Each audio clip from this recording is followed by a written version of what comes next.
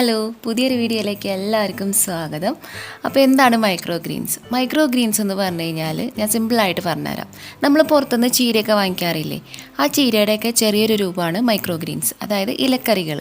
പക്ഷേ ചീരനെ അപേക്ഷിച്ചിട്ട് ഈ മൈക്രോഗ്രീൻസിന് അതിൻ്റെ ഡബിൾ ഗുണങ്ങളാണുള്ളത്. ഒരുപാട് ന്യൂട്രീഷ്യൻസ് കണ്ടൻറ്റുള്ള ഒന്നാണ് മൈക്രോഗ്രീൻസ്. നമുക്ക് തന്നെ വീട്ടിൽ എളുപ്പത്തിൽ ചെയ്തെടുക്കാം. കൃഷിയൊക്കെ ചെയ്യാൻ ഇഷ്ടമുള്ളവരുണ്ടാവും, പക്ഷേ ചിലപ്പോൾ സമയം ഉണ്ടാവില്ല, അല്ലെങ്കിൽ ഇപ്പോൾ ഫ്ലാറ്റിലൊക്കെ താമസിക്കുകയാണെങ്കിൽ സ്പേസ് ഉണ്ടാവില്ല. അങ്ങനെയുള്ളവർക്കും വളരെ കുറഞ്ഞ സമയം കൊണ്ടും വളരെ ചെറിയ സ്പേസിലും അധികം കെയർ കൊടുക്കാണ്ട് ചെയ്തെടുക്കാൻ പറ്റുന്ന ഒന്നാണ് മൈക്രോഗ്രീൻസ്. അപ്പോൾ നമുക്ക് നോക്കാം എങ്ങനെയാണിത് ചെയ്യാമെന്ന്. ഞാൻ കുറച്ച് ഗ്രീൻ പീസും പിന്നെ മുതിരയും വെള്ളത്തിലിട്ട് വെച്ചിട്ടുണ്ടായിരുന്നതാണ്. കുറഞ്ഞത് നമ്മളൊരു 5 മണിക്കൂറെങ്കിലും വെള്ളത്തിലിട്ട് വെക്കണം കേട്ടോ. ഇതേപോലെ തന്നെ നമുക്ക് മറ്റു പയറുവർഗ്ഗങ്ങളും അതേപോലെ ഉലുവ, പിന്നെ ചിയ സീഡ്, ഫ്ലാക്സ് സീഡ്, കടുക് ഒക്കെ മുളപ്പിച്ചെടുക്കാം. ഈ ഒരു പാത്രത്തിലാണ് കേട്ടോ ഞാൻ മുളപ്പിച്ചെടുക്കാൻ പോണത്. അപ്പോൾ നമുക്കിതിന് വേണ്ടിയിട്ട് ചെടിച്ചട്ടിയുടെ ആവശ്യമൊന്നുമില്ല. നമ്മളുടെ വീട്ടിലുണ്ടാവുന്ന വേസ്റ്റ് ബാസ്ക്കറ്റുകൾ, ഇതുപോലെ നമുക്ക് ഫുഡ് വാങ്ങിക്കുമ്പോൾ കിട്ടുന്ന പാത്രങ്ങൾ, അല്ലെങ്കിൽ എന്തെങ്കിലും പ്ലാസ്റ്റിക്കിൻ്റെയോ അല്ലെങ്കിൽ സ്റ്റീലിൻ്റെ ബൗളുകളായാലും കുഴപ്പമൊന്നുമില്ല.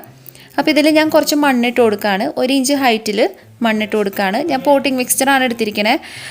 മണ്ണും പിന്നെ ചകിരിച്ചോറും പിന്നെ ചാണകപ്പൊടിയും മിക്സ് ചെയ്തിട്ടുള്ളൊരു മിക്സ്ചറാണ് എടുത്തിരിക്കുന്നത്. ഇങ്ങനെ തന്നെ എടുക്കണമെന്ന് നിർബന്ധമൊന്നുമില്ല. സാധാരണ മണ്ണിലാണെങ്കിലും ഇത് നന്നായിട്ട് വളർന്നോളും. അങ്ങനെ നമ്മൾ എടുത്ത് വെച്ചിരിക്കുന്ന പാത്രത്തിൽ 1 ഇഞ്ച് ഹൈറ്റിൽ മണ്ണ് നിറച്ചതിന് ശേഷം നമുക്ക് മുളപ്പിക്കേണ്ട വിത്തുകൾ ഇതിൽ നിരത്തി കൊടുക്കാം. അധികം ഇങ്ങനെ കുത്തി നിറച്ച് വെക്കരുത്, നന്നായിട്ട് ലെവലായിട്ട് തന്നെ നിരത്തി കൊടുക്കുക. ഒന്നിന് മേലെ ഒന്നായിട്ടൊന്നും ഇട്ട് കൊടുക്കരുത് കേട്ടോ. അപ്പോൾ പിന്നെ ഇത് മുളച്ച് വരുമ്പോഴേ അത് ശരിക്കും മുളച്ച് വരാനായിട്ട് പറ്റാണ്ടാവും, ഉള്ള സ്ഥലം ഉണ്ടാവില്ല. അതുകൊണ്ട് നല്ല ഗ്യാപ്പ് ഇട്ടിട്ട് തന്നെ ഒന്ന് നിരത്തിയിട്ട് കൊടുക്കുക. അതിന് ശേഷം നമുക്ക് ഇതിൻ്റെ മേലെ മണ്ണിട്ട് കൊടുക്കണം. ഇതേപോലെ തന്നെ ഞാൻ മുതിരയും ചെയ്ത് കൊടുക്കുകയാണ്.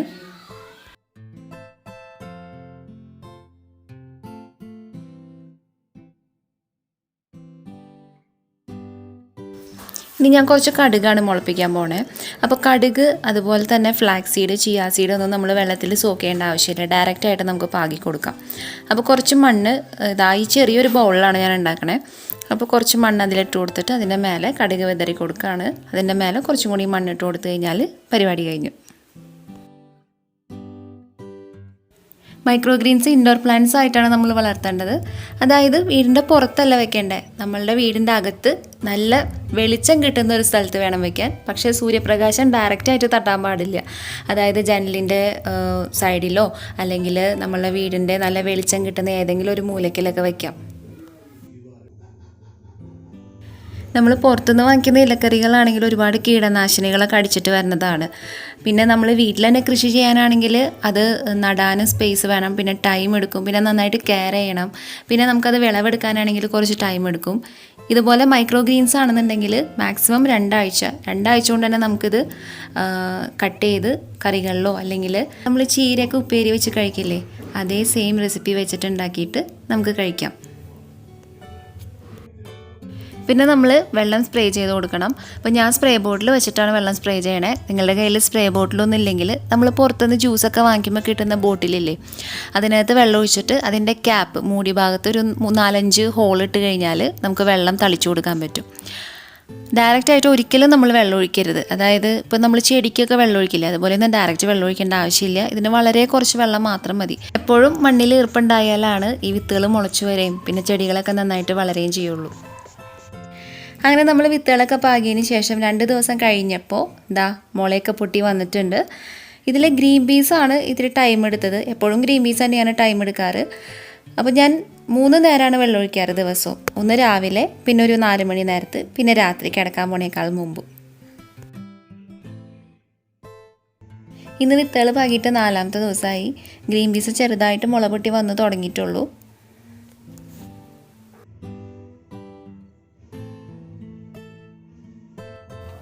6ാമത്തെ ദിവസമായപ്പോഴേക്കും മുതിരയൊക്കെ നന്നായിട്ട് വളർന്ന് നല്ല കിടിലനായിട്ട് വന്നിട്ടുണ്ട്. മുതിരയുടെ തൊട്ടപ്പത്തിരിക്കുന്നത് വൻപയറാണ് കേട്ടോ.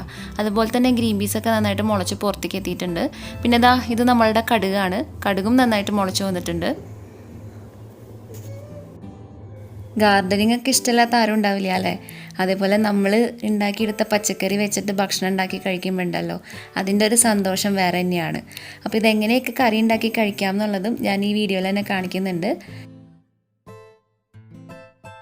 കറക്റ്റ് 8 ദിവസം കഴിഞ്ഞു. ഇന്ന് 9ാമത്തെ ദിവസമാണ്. നമ്മളുടെ മുതിര നന്നായിട്ട് വളർന്ന് നല്ല ഹൈറ്റിൽ വന്നിട്ടുണ്ട്. അപ്പോൾ നമുക്കിതൊന്ന് കട്ട് ചെയ്തെടുക്കണം. നമ്മൾ പറിച്ചെടുക്കല്ല വേണ്ടത്, വേരിൽ നിന്ന് തൊട്ട് മേലേക്ക് കട്ട് ചെയ്തെടുക്കുക. എന്നിട്ട് നമ്മൾ സാധാരണ പച്ചക്കറി കഴുകണ പോലെയൊന്നും കാര്യമായിട്ടൊന്നും കഴുകേണ്ട ആവശ്യമില്ല. കാരണം ഇതിൽ അഴുക്കോ പൊടിയോ അല്ലെങ്കിൽ എന്തെങ്കിലും കീടനാശിനിയോ ഒന്നുമില്ല. ജസ്റ്റ് വെള്ളം ഉപയോഗിച്ചിട്ട് മാത്രം കഴുകിയാൽ മതി. പുറത്തുനിന്ന് വാങ്ങിക്കുന്ന പച്ചക്കറി ആകുമ്പോൾ നമ്മൾ ഉപ്പും മഞ്ഞപ്പൊടിയും വെള്ളമൊക്കെ വെച്ചിട്ടാണ് കഴുകാറ്. ഇതാകുമ്പോൾ ജസ്റ്റ് ഒന്ന് കഴുകിയെടുത്താൽ മതി. അപ്പോൾ നമ്മൾ പല വിത്തുകൾ പാകിയിട്ടുണ്ടായിരുന്നില്ലേ, എല്ലാം ഒറ്റയടിക്കല്ല വളർന്നു വരാം. എല്ലാം പല ടൈമാണ് എടുക്കുക. അപ്പോൾ ആദ്യം മുതിരയും പയറൊക്കെയാണ് പെട്ടെന്ന് വളർന്നു വരുന്നത്. അപ്പോൾ വേണമെന്നുണ്ടെങ്കിൽ എല്ലാം ഒരുമിച്ച് പറിച്ചിട്ട് ഒറ്റയടിക്ക് ഒരു ഉപ്പേരി ഉണ്ടാക്കിയിട്ട് നമുക്ക് കഴിക്കാം. ഇല്ലെങ്കിൽ പല ടൈമിൽ പലത് പറിച്ചെടുത്ത് നമ്മളിപ്പോൾ ഉണ്ടാക്കുന്ന കറികളിലോ അല്ലെങ്കിൽ സാലഡ്സിലൊക്കെ ആഡ് ചെയ്തിട്ട് കഴിക്കാം. പിന്നെ ഈ ഇലയും തണ്ടൊക്കെ നമ്മൾ കട്ട് ചെയ്ത് കഴിഞ്ഞാൽ പിന്നെ ഇത് വളരില്ല കേട്ടോ. നമുക്ക് വേണമെന്നുണ്ടെങ്കിൽ ഈ മണ്ണ് വേറെ ചെടിയൊക്കെ നടാൻ വേണ്ടിയിട്ട് ഉപയോഗിക്കാം. ഈ മൈക്രോ ഗ്രീൻസ് ഞാനിവിടെ ഇടയ്ക്കിടയ്ക്ക് ഉണ്ടാക്കാറുണ്ട്. ഉണ്ടാക്കുമ്പോഴൊക്കെ എനിക്ക് ഓർമ്മ വരുന്ന കാര്യം എന്താണെന്നറിയോ, നമ്മൾ 5ാം ക്ലാസ്സിൽ സയൻസ് സബ്ജക്റ്റിലൊരു കാര്യം ഉണ്ടായിരുന്നു. സീഡിനെ പറ്റി പഠിക്കാനും സീഡ് ജെർമിനേറ്റ് ചെയ്യണതൊക്കെ അറിയാൻ വേണ്ടിയിട്ട് നമ്മൾ ചിരട്ടയിൽ പയറൊക്കെ മുളപ്പിച്ചിരുന്നു. അപ്പോൾ എല്ലാവരും ചിരട്ടയിൽ മണ്ണൊക്കെ ഇട്ട് പയറൊക്കെ പാകി ക്ലാസ് റൂമിൻ്റെ ജനലിൻ്റെ സൈഡിലാണ് വെച്ചിട്ടുണ്ടായിരുന്നത്. എനിക്കപ്പോൾ മൈക്രോ ഗ്രീൻസ് ഉണ്ടാക്കുമ്പോൾ അതൊക്കെ ഇങ്ങനെ ഓർമ്മ വരും. നിങ്ങളതുപോലെ ചെയ്തിട്ടുള്ളവരാണെങ്കിൽ ജസ്റ്റ് കമൻറ്റ് ചെയ്ത് പറയാം കേട്ടോ. അപ്പോൾ ഞങ്ങളിവിടെ മൈക്രോ ഗ്രീൻസ് കഴിക്കുന്നത് ഒന്നില്ലെങ്കിൽ ഉപ്പേരി ഉണ്ടാക്കി കഴിക്കും, അല്ലെങ്കിൽ ഇതേപോലെ പരിപ്പും മുരിങ്ങാക്കോലും തക്കാളി കറി അരച്ച് കറി വെക്കില്ലേ, അപ്പോൾ കറി വെക്കുമ്പോൾ അതിൽ കുറച്ചിടാറുണ്ട്. പിന്നെ ഓംലേറ്റ് ഉണ്ടാക്കി കഴിക്കാറുണ്ട്. ഓംലേറ്റ് എങ്ങനെ ഉണ്ടാക്കാമെന്ന് വെച്ചാൽ എല്ലാവർക്കും അറിയാം.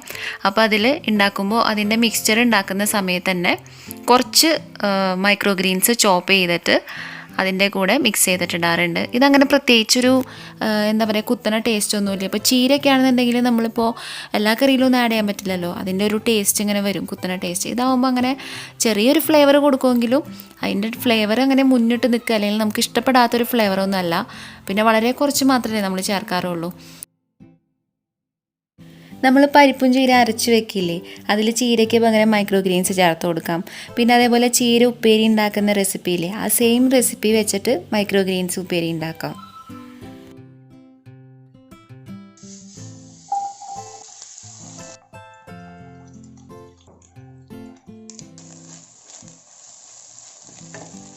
പിന്നെ നമുക്ക് മുട്ട കൊത്തി പൊരിക്കുമ്പോൾ അതിൽ ചേർത്ത് കൊടുക്കാം. ഇപ്പോൾ അതാ ഞാൻ ഓംലേറ്റ് ഉണ്ടാക്കാൻ പോവുകയാണ്. അപ്പോൾ അതിലേക്ക് നമ്മളുടെ കടുകിൻ്റെ മൈക്രോ ഗ്രീനാണ് ചേർത്ത് കൊടുക്കുന്നത്. അപ്പോൾ കടുകിൻ്റെ മൈക്രോ ഗ്രീൻ നന്നായിട്ട് വളർന്നു വന്നിട്ടുണ്ട്. ഒരു 10 ദിവസം കഴിഞ്ഞപ്പോഴേക്കും ഈ ഒരു ഹൈറ്റിലെത്തിയിട്ടുണ്ട്. അപ്പോൾ ഞാനിത് കട്ട് ചെയ്തിട്ട് ഓംലേറ്റ് ഉണ്ടാക്കാൻ പോവുകയാണ്. ഇതിങ്ങനെ തന്നെ കഴിക്കണമെന്ന് നിർബന്ധമൊന്നുമില്ല. നമ്മൾക്ക് ഇഷ്ടപ്പെട്ട കറികളിൽ ആഡ് ചെയ്തിട്ടോ അല്ലെങ്കിൽ പച്ചയ്ക്ക് കഴിക്കാം. പച്ചയ്ക്ക് കഴിക്കുകയാണെങ്കിൽ കുറച്ചും കൂടി നല്ലതാണ് നമ്മളുടെ ഹെൽത്തിന്. സാലഡിലൊക്കെ ആഡ് ചെയ്തിട്ട് കഴിക്കാം. മൈക്രോ ഗ്രീൻസ് നമ്മൾ കഴിക്കുകയാണെങ്കിൽ ഒരുപാട് ന്യൂട്രിയൻസ് നമ്മളുടെ ശരീരത്തിന് കിട്ടും. പിന്നെ നമ്മളുടെ ഹൃദയത്തിന് വളരെ നല്ലതാണ്. ഭാവിയിൽ ഹാർട്ട് ഡിസീസസ് ഒന്നും ഉണ്ടാവാതിരിക്കാനും ക്യാൻസർ വരെ തടയാനായിട്ടുള്ള കഴിവ് മൈക്രോ ഗ്രീൻസിനുണ്ടെന്നാണ് പഠനങ്ങൾ തെളിയിച്ചിട്ടുള്ളത്. അപ്പോൾ നമുക്ക് വളരെ കുറഞ്ഞ ചിലവിൽ ഉണ്ടാക്കിയെടുക്കാൻ പറ്റുന്ന ഒരു കാര്യമല്ലേ. എല്ലാവരും ഒന്ന് ട്രൈ ചെയ്ത് നോക്കാം കേട്ടോ. പിന്നെ നമുക്ക് മണ്ണില്ലാണ്ട് മൈക്രോ ഗ്രീൻസ് നല്ല രീതിയിൽ വളർത്തിയെടുക്കാം. ഫ്ലാറ്റിലൊക്കെ താമസിക്കുന്നവരാണ്, മണ്ണൊന്നും ഇല്ല, ഇനിയിപ്പോൾ തേടി പോകാൻ താല്പര്യമില്ല. അപ്പോൾ അതുകൊണ്ട് മൈക്രോ ഗ്രീൻസ് നിങ്ങൾ വളർത്താതിരിക്കേണ്ട. മണ്ണില്ലാണ്ടും വളർത്താവുന്ന ഒരു ടെക്നിക്ക് ഉണ്ട്. അപ്പോൾ ഞാൻ സെപ്പറേറ്റ് വീഡിയോയിൽ പറഞ്ഞുതരാം. അപ്പോൾ മൈക്രോ ഗ്രീൻസ് എങ്ങനെ ഉണ്ടാക്കാം എന്നാണ് ഇന്നത്തെ വീഡിയോയിൽ ഞാൻ പറഞ്ഞു തന്നത്. എല്ലാവർക്കും എൻ്റെ ഈ വീഡിയോ ഇഷ്ടമായെന്ന് വിചാരിക്കുന്നു. ഇഷ്ടമായാലും ലൈക്ക് ചെയ്യുക, കമൻറ്റ് ചെയ്യുക, ഷെയർ ചെയ്യുക, സബ്സ്ക്രൈബ് ചെയ്തിട്ടില്ലെങ്കിൽ സബ്സ്ക്രൈബ് ചെയ്യുക. അപ്പോൾ മറ്റൊരു വീഡിയോയിൽ എന്തെങ്കിലുമൊക്കെ ഒരു ടിപ്പായിട്ട് ഞാൻ വരാം. അതുവരേക്കും ബൈ ബൈ. എല്ലാവരും സേഫായിട്ടിരിക്കുക.